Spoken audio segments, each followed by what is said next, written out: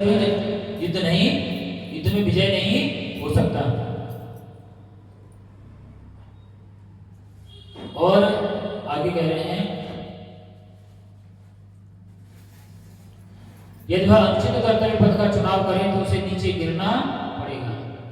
अगर हम अपने कर्तव्य का पालन नहीं करते हैं, भगवान का भजन नहीं करेंगे, तो हमें निम्न लोगों की प्राप्ति होगी।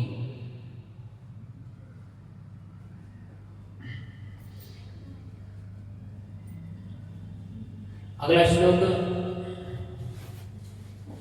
अव्यक्तादीनि भूतानि व्यक्तमध्यानि भारत अव्यक्त निधान्यानेव तत्र का परिदेवना।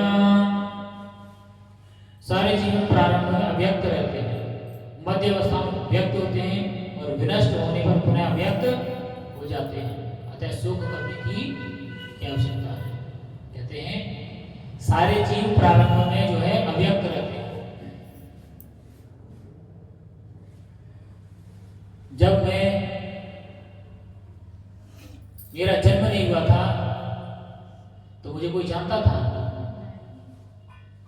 उसके बाद क्या हुआ, माता के गर्भ से जन्म लिया तो मुझे लोगों ने देखा और फिर हम व्यक्त हो गए। एक समय के बाद क्या होगा, वृद्धावस्था आएगी और शरीर को त्याग देंगे। फिर रामकिशोर दास नाम का कोई जीव इस धरती पे नहीं होगा। तो यही क्रम चलता रहता है। अतः ये क्रम ऐसे ही चलता रहेगा और अगर ऐसा चलता रहेगा तो हमें शोक करने की कोई आवश्यकता नहीं है। तात्पर्य श्रील प्रभुपाद की जय। ये स्वीकार करते हुए कि दो प्रकार के दार्शनिक हैं, अर्थात दो लोगों के अपने अपने मत हैं। क्या है, एक तो वे जो आत्मा के अस्तित्व को मानते हैं और दूसरे वो जो आत्मा के अस्तित्व को नहीं मानते हैं।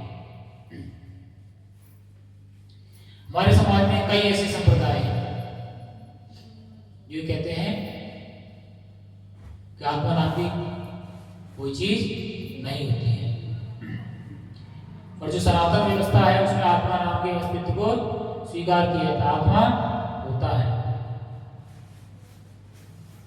कहा जा सकता है कि किसी भी दशा में शोक करने का कोई कारण नहीं है। आत्मा का अस्तित्व है या नहीं है, हम ये माने या ना माने, तब भी हमें कोई फर्क नहीं पड़ना चाहिए। अगर आत्मा है तो एक शरीर त्यागेगा, दूसरा शरीर धारण करेगा, अर्थात आत्मा का कोई नुकसान नहीं हुआ। नुकसान किसका हुआ, शरीर का, और शरीर तो आत्मा को पुनः मिल जाएगा। जब कोई चीज हमें पुनः मिल सकती है तो हमें उसके लिए क्या शोक करना, उसमें शोक करने की कोई आवश्यकता नहीं है। मान लीजिए आपने एक गिलास पानी भर के रखा, वो गिर गया, तो उसके लिए आप रोएंगे, अरे एक गिलास पानी गिर गया, अब कहां से आया।